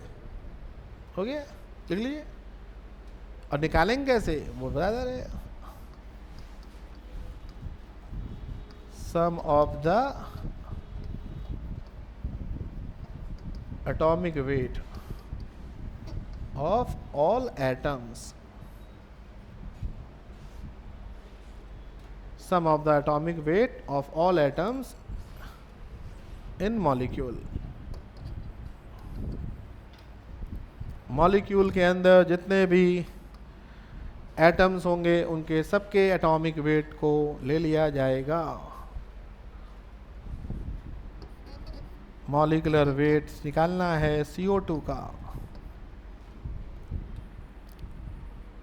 एक मॉलिक्यूल के वेट को मॉलिक्यूलर वेट CO2 निकालना है। कार्बन का कितना लेंगे? क्या लेना है? Sum of the atomic wait है, ग्राम एटॉमिक वेट नहीं है, sum of the atomic wait. हाँ, क्या लेंगे कार्बन का एटॉमिक वेट? 12, पूरी बात 12 नहीं, 12 AMU, 12 नहीं। हाँ, और ऑक्सीजन कितना लेंगे? कितने एटम है? 2। एक एटम का कितना होता है एटॉमिक वेट ऑक्सीजन का? 16। आगे क्या? AMU या U 44 AMU। ये क्या है? मॉलिक्यूलर वेट है CO2 का। कितने मॉलिक्यूल का वेट है? एक सिंगल मॉलिक्यूल का वेट है, एक सिंगल मॉलिक्यूल। लिख लीजिए जल्दी से। जब ये सब क्लियर होगा, कंपाउंड के नाम फार्मूले आएंगे, तभी केमिस्ट्री आएगी आगे।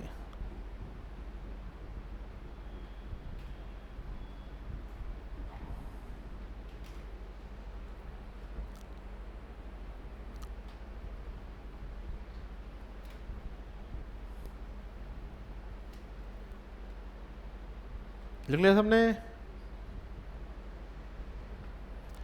अब जैसे एटॉमिक वेट होता था एक एटम का वेट, मॉलिक्यूलर वेट एक मॉलिक्यूल का वेट, ग्राम एटॉमिक वेट क्या होता था? Na एटम्स का। ग्राम मॉलिक्यूलर वेट क्या होगा? Na मॉलिक्यूल्स का। हो गया। फिर देखिए डालिए, ये तो कर लेंगे, छोड़िए। हाँ लिखिए ग्राम मॉलिक्यूलर वेट, डालिए ग्राम मॉलिक्यूलर वेट या ग्राम मॉलिक्यूलर मास या मोलर मास। मोलर एक मोल का, मास ऑफ 1 मोल मॉलिक्यूल या mass of Na molecules, mass of Na molecules,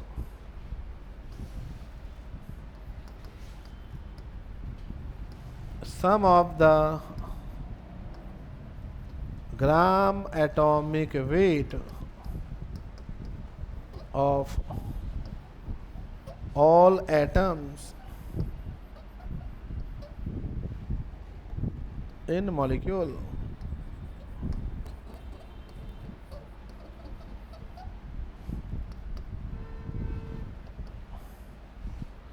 Sum of the gram atomic weight, अंतर समझ रहे हैं? वहां लेना है sum of the atomic weight, यहाँ लेना है sum of the gram atomic weight of all atoms in molecule.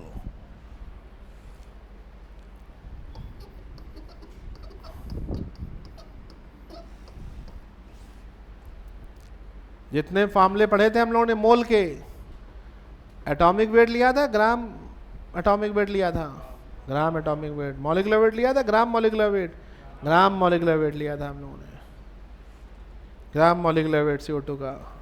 सुन लीजिए, पहले समझ लीजिए। वहाँ हम लोगों ने जब मॉलिक्यूलर वेट लिया था, वहाँ लिया था sum of the atomic weight. अब ग्राम मॉलिक्यूलर वेट लिया है तो sum of the gram atomic weight. Gram atomic weight कितना हुआ कार्बन का बताइए? 12। आगे क्या? ग्राम। ऑक्सीजन का 16 ग्राम। कितना आ गया? 44 ग्राम। ऐसे है।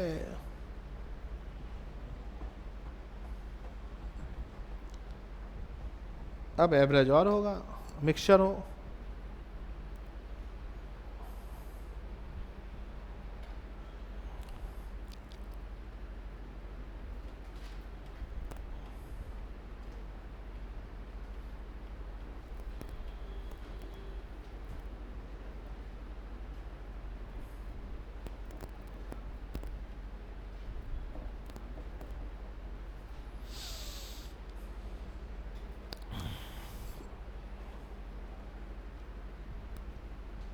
थोड़ा तेज़ी बताया क्योंकि ये सब पढ़ा हुआ है आपका, कर लेंगे ना। देखिए CO2 का अगर मॉलिक्यूलर वेट पूछा जाए तो क्या कहेंगे 44 AMU, और ग्राम मॉलिक्यूलर वेट पूछा जाए 44 ग्राम। कौन बड़ा? ये बड़ा, ये बड़ा। क्वेश्चन करिए, बताइए कोई जना। Weight of one molecule of O2 इन ग्राम।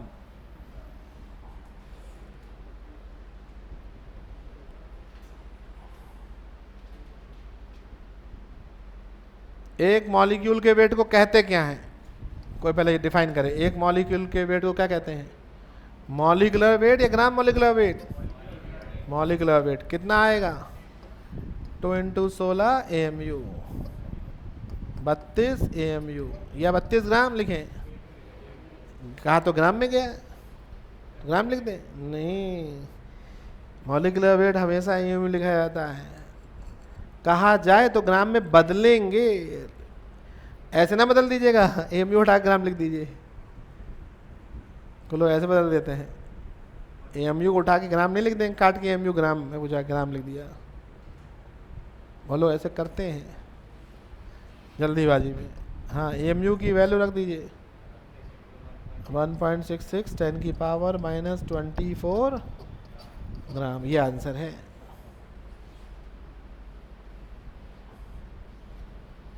समझ में आ रहा कैसे रख दिया? 1 AMU की वैल्यू रखी हमने।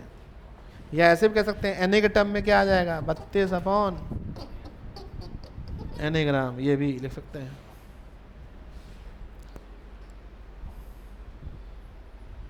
अब एवरेज और समझिए, फिर फार्मूला मास पूरा हो गया टॉपिक वाला।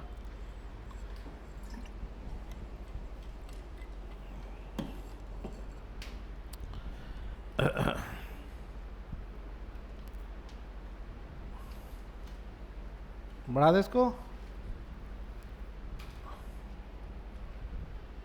हाँ, gram molecular weight of mixture, gram molecular weight of mixture, या average gram molecular weight of mixture, या average gram molecular weight, average gram molecular weight भी कह सकते हैं,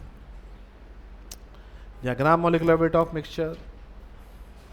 बताते हैं।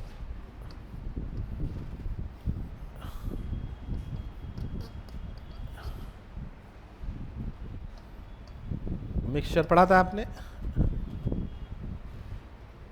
A और B का मिक्सचर लिया है हमने, ठीक है। A और B का मिक्सचर है, जैसे मान लीजिए नाइट्रोजन ऑक्सीजन का मिक्सचर है, मिक्सचर है, ये मॉलिक्यूल्स हैं, ये भी इनका मिक्सचर है। जैसे नाइट्रोजन ऑक्सीजन एयर है, एयर में मेनली क्या होता है? नाइट्रोजन ऑक्सीजन होती है मेनली, और भी चीज़ें हैं। मिक्सचर है, कहते हैं इस मिक्सचर का मॉलिक्यूलर वेट बताइए, ग्राम मॉलिक्यूलर वेट बताइए, इस मिक्सचर का ग्राम मॉलिक्यूलर वेट बताइए। तो कैसे कह दें 28 ग्राम प्लस 32 ग्राम, ऐसे ग्राम मॉलिक्यूलर वेट मिक्सचर का, एयर का? गलत। ग्राम मॉलिक्यूलर वेट या मॉलिक्यूलर वेट एडिटिव प्रॉपर्टी नहीं है। Atomic weight, gram atomic wait additive property है, जिसको ऐड कर सकते हैं। इनको नहीं ऐड किया जा सकता, ये नहीं करेंगे 28 + 32 कर देंगे, एडिटिव प्रॉपर्टी नहीं है, ठीक। तब कैसे करेंगे बताने जा रहे हैं। आपने फार्मूला पढ़ा था मोल का, मेन फार्मूला क्या था मोल का बताइए? ग्राम में अपॉन ग्राम मॉलिक्यूलर वेट, ठीक है। मान लीजिए हम A के मोल लिख रहे हैं, A के मोल, A के मोल Na है, Ma है ग्राम मॉलिक्यूलर वेट A का, ये मोल्स हैं। इसी तरह से B के हैं, इसी तरह से B का है, Mb है। A के मोल्स क्या आ गए? Na, वेट A का, ग्राम मॉलिक्यूलर वेट Ma, ठीक। तो जाइए, इससे पहले हम लोग को तो मिक्सचर का निकालना है। क्या निकालना है?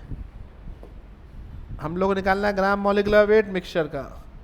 तो वेट मिक्सचर का, मोल्स भी मिक्सचर के, मिक्सचर के, इसको इधर ले आ रहे हैं, ग्राम मॉलिक्यूलर वेट मिक्सचर का बराबर क्या आएगा, ऊपर वेट मिक्सचर का, नीचे क्या आएगा, मोल मिक्सचर के। जाना समझ में आया बता दीजिएगा।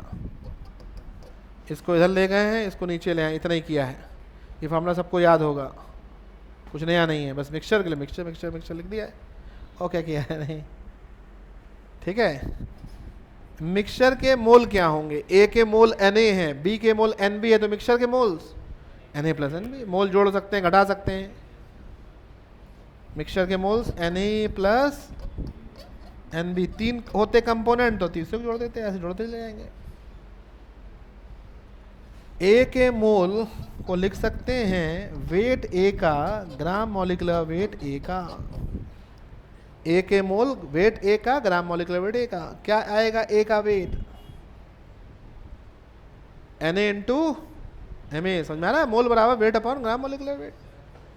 यहाँ रखा वेट, मिक्सचर का वेट क्या होगा, ए का वेट प्लस बी का वेट, दो ही कंपोनेंट है, दोनों के वेट जोड़ देंगे। ए का वेट क्या आया, Na Ma, बी का वेट Nb Mb,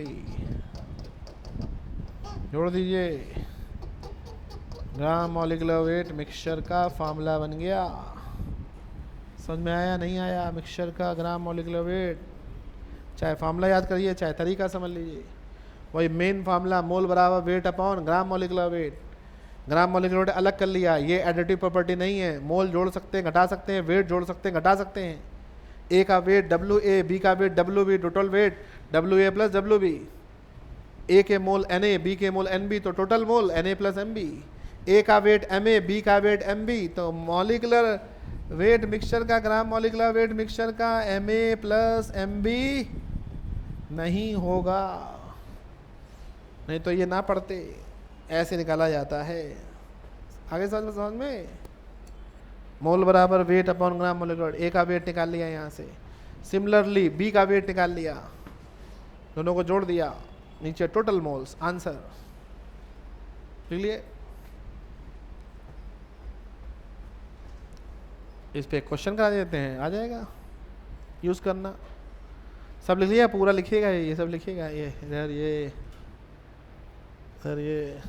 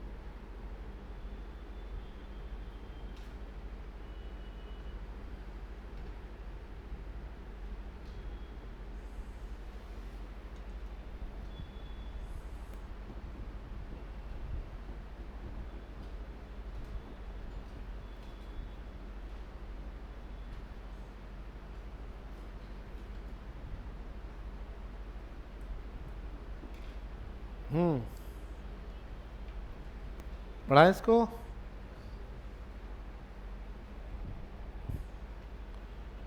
क्वेश्चन लिखिए, लिखिए, बोल रहे if air mainly contains, if air mainly contains nitrogen and oxygen in mole ratio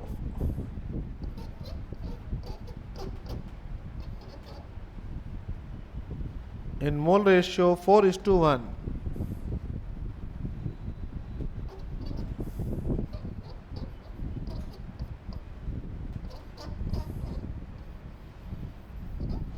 mole ratio 4:1, then calculate the molecular weight of air. Molecular weight of air. Calculate the molecular weight, gram molecular weight लिख लिए, gram molecular weight of air, gram molecular weight of air, air, air का ग्राम molecular wait mixture, मतलब ग्राम molecular wait किसका, mixture का। Air mixture ही तो है, किसका किसका मिक्सचर है एयर, मेनली नाइट्रोजन ऑक्सीजन का मिक्सचर है, ये दिया है। तो मिक्सचर का ग्राम मॉलिकुलर वेट निकालना है। समझ में आ रही बात है नहीं, मिक्सचर है तो जान ही रहे मिक्सचर है, कई सारे चीज़ें मिली हैं, मिक्सचर हो गया, मिक्सचर का ग्राम मॉलिकुलर निकालना है। हमने ऑक्सीजन के मोल एन मान लिए, एन मान लिए, एन, इसको एन, तो नाइट्रोजन के मोल कितने आ जाएंगे, 4n, ऐसे गुणा हो जाएगा 4n नाइट्रोजन के। अब फॉर्मूला बताइए क्या रखा जाए, ऊपर क्या करते हैं, मोल, ऑक्सीजन के मोल n into gram molecular weight, mole into gram molecular wait. दूसरे कितने हैं, नाइट्रोजन कितने हैं, 4n into gram molecular wait. नीचे मोल सबके, देखिए फॉर्मूला ये है, ये सबके mole, mole into gram molecular weight, mole into gram molecular weight. इधर देखिए, अगर ग्राम मॉलिकुलर वेट है, यूनिट क्या आएगी, ग्राम, और अगर मॉलिकुलर वेट है तो बस कुछ नहीं बदले, खाली यूनिट बदलेगी, क्या लिखेंगे, AMU। अगर मॉलिकुलर वेट है तो यहाँ क्या लिख देंगे, AMU, जानते ही हैं आप लोग। हाँ बताइए नीचे क्या करें, n + 4n, सॉल्व कर लीजिए, n कट जाएगा सब, ऊपर आएगा 32 प्लस 28 इंटू 4, नीचे आ जाएगा 5, सॉल्व करेंगे 28.8 आ जाएगा ग्राम में, ग्राम मॉलिकुलर वेट एयर का है। अगर कह दें मॉलिकुलर वेट पूछा जाए 28.8 AMU लिख देंगे या U लिख देंगे।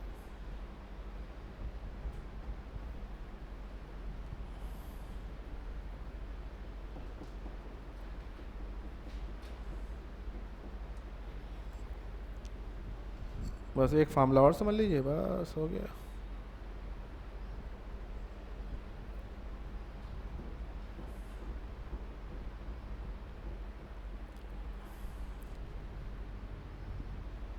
मिक्सचर क्या होता है, जिसमें दो या दो से ज़्यादा कंपोनेंट है उसे मिक्सचर कहते हैं, पढ़ाई था मिक्सचर।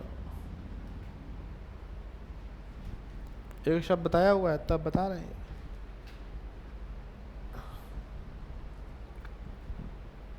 हाँ बस कवर जरूर कर लीजिए, पीछे जिसका छूटा होगा तो छोड़ के आगे तक पढ़ते रहेंगे तो कहीं ना कहीं समस्या कहीं ना कहीं आती जरूर रहेगी। लापरवाही नहीं करनी है, पढ़ लीजिएगा, सारे वीडियो डाल रहे हैं अभी। बढ़ाएं इसको, लिख लिया, लास्ट है फार्मूला मास, हैंड डालिए फार्मूला मास, सिर्फ हैंड डालिए, बाकी कुछ ना बनाइएगा, सिर्फ फार्मूला मास लिखिए, फार्मूला मास। या इतना लिखा है ये भी लिख लीजिए, एक लाइन लिख लीजिए, समझाते हैं फिर क्या है, इसके मतलब क्या है। some substance such as sodium chloride do not contain discrete molecule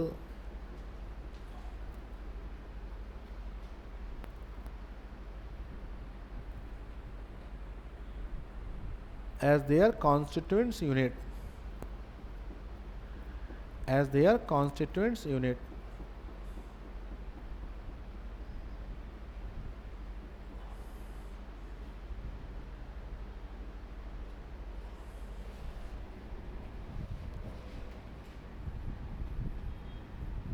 sodium chloride.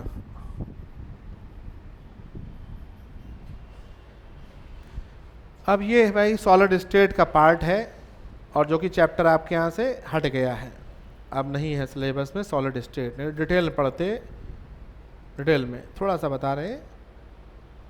जैसे हम लोग कहते हैं सोडियम क्लोराइड, एक यूनिट सेल जो होती है सोडियम क्लोराइड की, यूनिट सेल,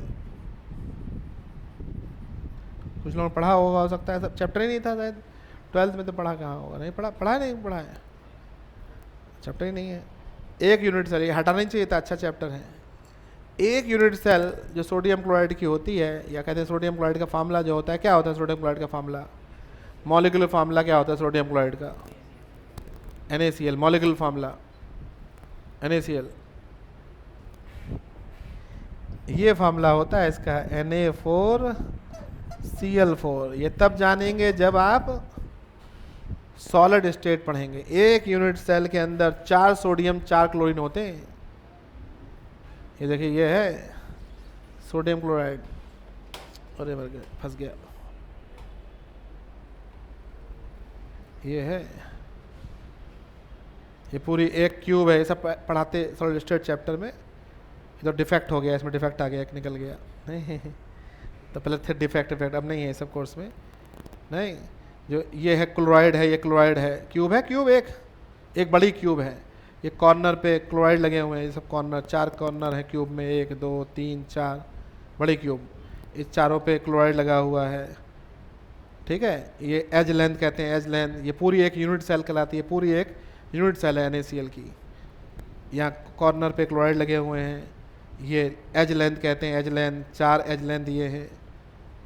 उसमें एज सेंटर पे सोडियम आयन फंसा हुआ है, इन दोनों के बीच सोडियम फंसा हुआ है, इलेक्ट्रोस्टैटिक फोर्स लग रहा है, उससे यहाँ है सोडियम। एज लेंथ पर, हर एज लेंथ पे सोडियम बीचों बीच में होता है, सोडियम, ग्रीन वाले सब सोडियम है, ग्रीन वाले नहीं। इस एटम का 1/8 भाग इस यूनिट सेल के अंदर है, 1/8 भाग इसके अंदर जा रहा है, बाकी इधर उधर जा रहा है, इधर उधर जा रहा है, इधर उधर जा रहा है।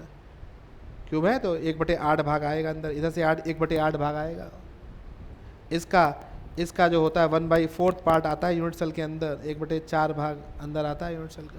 ये सब पढ़ेंगे, कहाँ पर पढ़ते थे, अब नहीं है, कहाँ सॉल्व, जब इसको सबको कैलकुलेट करेंगे, 1/8 भाग, 1/8 भाग, 1/8 भाग, ऐसा सब कैलकुलेट कर लेंगे, 1/4 भाग, 1/4, तो ये आएगा 4 सोडियम 4 क्लोरीन से एक यूनिट सेल बनी किससे, 4 सोडियम 4 क्लोराइड से मिलके बनी है। और ये आपको मानना पड़ेगा क्योंकि चैप्टर है नहीं तो आप समझ जाते, हमने ऐसे लिख दिया डायरेक्ट। तो ऐसे कंपाउंड के लिए हम लोग उनका मॉलिक्यूलर फार्मूला लिखने के बजाय, जो आयनिक सॉलिड होते हैं उनके लिए हम लोग मॉलिक्यूलर फार्मूला लिखने के बजाय उनका फार्मूला मास लिखते हैं। कौन कौन से कॉन्स्टिट्यूएंट्स एलिमेंट कौन कौन यूज हुए हैं सोडियम क्लोराइड में, सोडियम और क्लोराइड यूज हुआ है। ये 4 हम कॉमन ले लेंगे और जो उसके कॉन्स्टिट्यूएंट्स एलिमेंट है खाली वही लिख देंगे, उससे कॉमन लेने के बाद जो आएगा इसे कहते हैं फार्मूला मास। NaCl का फार्मूला, सोडियम क्लोराइड का फार्मूला मास क्या है, NaCl है। मॉलिक्यूलर मास लिखने के बजाय क्या लिखते हैं, फार्मूला मास लिखते हैं ऐसे कंपाउंड का। ये डिस्क्रीट मॉलिक्यूल है, कई सारे एटम आपस में जुड़े हुए हैं। देखिए, some substance such as sodium chloride do not contain discrete molecule as their constituent units. Constituents unit Na और Cl है और हम लोग इसको, ठीक है, तो ये नहीं होता, होता क्या है, Na4Cl4 होता है मॉलिक्यूलर फार्मूला, लेकिन हम लोग क्या यूज़ करते हैं, NaCl। ये क्या कहलाता है, इसका फार्मूला मास होता है, ठीक है, जो कि आपने लिखा। तो हम लोग देखिए यहाँ है क्या, यहाँ पे the formula mass such as NaCl is used, ये फार्मूला मास है NaCl यूज़ करते हैं to calculate the formula mass instead of molecular mass. Molecular mass की जगह हम लोग क्या यूज़ करते हैं, फार्मूला मास यूज़ करते हैं इनका। और फार्मूला मास कैसे निकालेंगे, इसका 23 होता है, इसका 35.5 एटॉमिक वेट रख के निकाल लेंगे। ये कितना आ जाएगा, 58.5, ये U ऐसे आ जाएगा, लिख लीजिए। अब बहुत ज़्यादा इसके बारे में नहीं करना हम लोग को, ये सब नहीं बहुत समझने की ज़रूरत है, ठीक है, ये सब बहुत कुछ ज़रूरत नहीं है, सीधे सीधे ये लिख डालिए। ये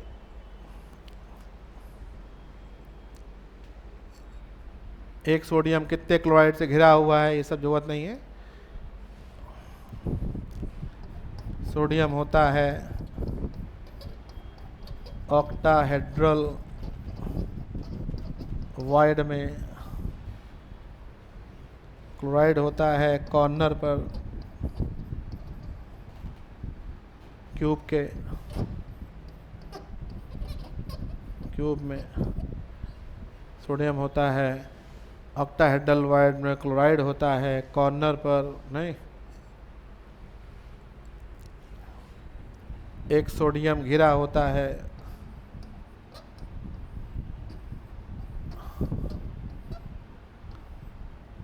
छह क्लोराइड से।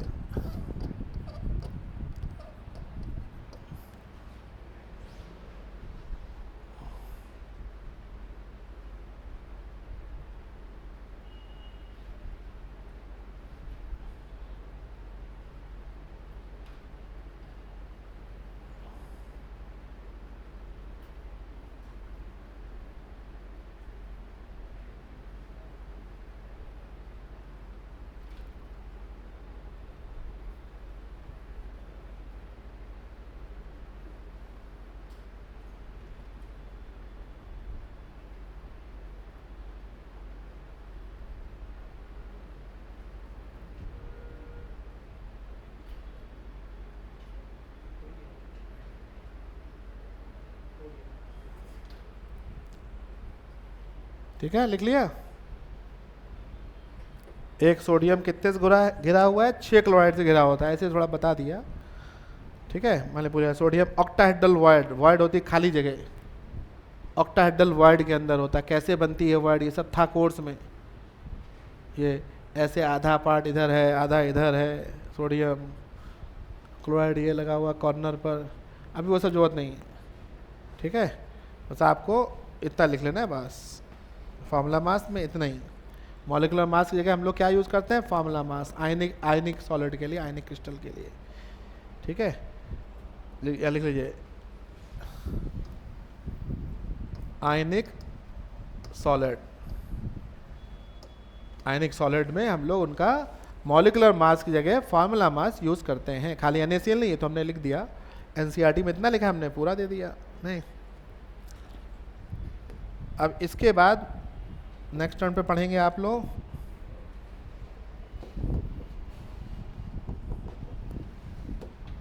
वो एम्पिरिकल फार्मूला, मॉलिक्यूलर फार्मूला, और उसके बाद पढ़ाएंगे आपको वो मोलरिटी, यूनिट्स ऑफ कंसंट्रेशन आ जाएगा, मोलरिटी, नॉर्मेलिटी, मोलरिटी, ये सब पढ़ाएंगे। उसके बाद आ जाएगा वो 4 लॉ है डाल्टन वाले, वो सब पढ़ने हैं, फिर ये चैप्टर कंप्लीट होगा। ठीक है, ये है। तो रिवीजन करते रहिए भाई अच्छे से। फिर पार्ट 2 शुरू होगा, वही मेन है, वो आएगा तो आगे केमिस्ट्री आपको जो कन्फ्यूज़न पीछे के हैं सब क्लियर हो जाएंगे उससे। ठीक है, तो आज इतना ही करिए। क्वेश्चन कुछ लगा के आइएगा भाई। ठीक है, बताएं कहाँ तक। अरे गिर गया।